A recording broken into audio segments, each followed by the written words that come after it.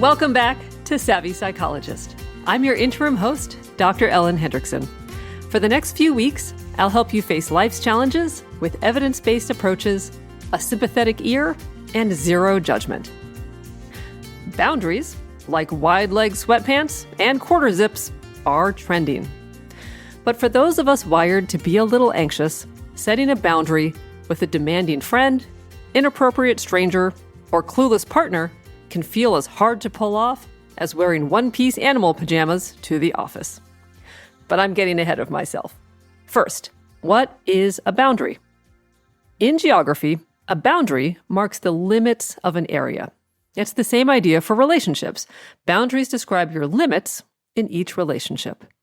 Your limits include what you can take on successfully, what you can give wholeheartedly, or what you can do without violating your personal integrity. Boundaries are about your own willingness, and importantly, they don't try to control or threaten others. I like to think about boundaries as personal policies, much like a business might have a policy in place to protect the business, like all sales final after 30 days, or we do not provide customer support through social media DMs. Why can it be hard for those of us on the anxious side to set boundaries? A study in Frontiers in Human Neuroscience found that people who rarely disagree show increased activity in brain areas linked to cognitive dissonance when they do speak up, suggesting that disagreement can feel neurologically stressful for them. In other words, those with less inclination to disagree experienced a heightened state of mental distress and discomfort when it came time to do just that. If you're wired to be socially anxious, a people pleaser, a peacekeeper, or anything of the sort, setting boundaries can feel wildly stressful and burdensome. It feels somewhere between annoying and criminal. If you're nodding in agreement, put on your giraffe onesie and buckle up. Here are 3 ways to navigate anxiety and set effective boundaries. Number 1, boundaries don't have to be brusque or rude. You can set boundaries and be kind. Many of us with some anxiety were raised to be appropriate, polite, or nice. So when we imagine boundary setting has to be delivered with a give no F scowl or a 90s era talk to the hand palm, it gives all of us who were raised to be polite a bad case of the heebie-jeebies. Thankfully, boundaries are an I statement. An I statement boundary allows you to communicate your limits without blaming, attacking, or shutting someone down, all things we're loath to do. When we set boundaries with an I statement, they become not only more polite, but also more effective. I'm just not a hugger, my friend. I'm generally an open book, but for whatever reason, I don't talk about finances. Oh man, I wouldn't be able to give that favor the energy it deserves, so I've got to say no. Let's also talk about what boundaries are not. Boundaries are neither threats nor ultimatums. Boundaries do not demand compliance.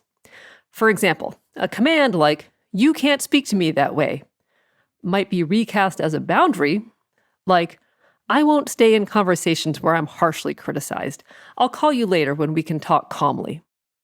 That's a good makeover. It's an I statement, and it focuses on what the speaker will do.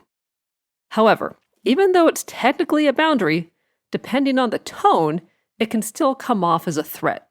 This is key. Don't dress the wolf of a threat in the sheep's clothing of a boundary. A better option is, assuming you value your relationship with the person you're setting the boundary with, choose wording that connects the two of you and protects the relationship. For example, "I really want to work things through. I don't do well in conversations where I feel harshly criticized. I tend to shut down. So I'll come back when we can talk more calmly." Another example, "You can't keep calling me at work," can be made a boundary by rephrasing it as, "I'm unavailable for personal calls at work," which in turn can be upgraded to, "I like connecting with you. I am unavailable for personal calls at work though, so I'll call you when I'm done with my shift." Number 2, you can care about how someone feels without changing your boundary. The anxious among us can be reluctant to set boundaries because we're worried about others' reactions. We fear they'll get angry, judge us, or criticize us. These fears are 100% understandable, and it's good to care about how our words and actions make other people feel. It even makes evolutionary sense. Individuals who get along with the tribe have a better chance of survival than those mired in conflict and discord. Thankfully, when you set a boundary, the most common response is understanding, followed by a pivot. Most people are scrappy and will figure out another option rather than getting mad at you. That said, sometimes people do get upset. However, people who get angry or punish us for setting a boundary are usually the ones benefiting from our reluctance to set them.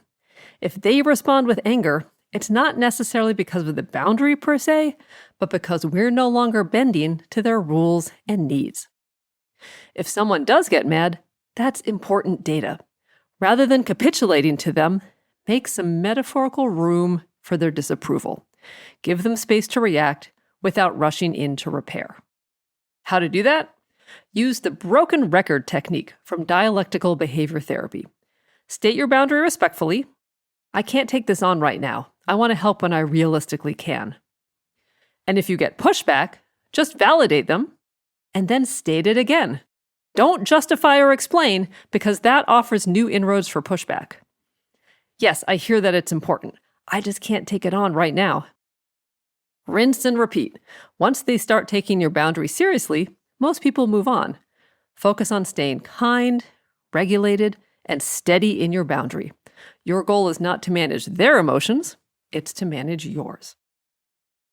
And number 3, don't use boundaries to unnecessarily keep people at a distance.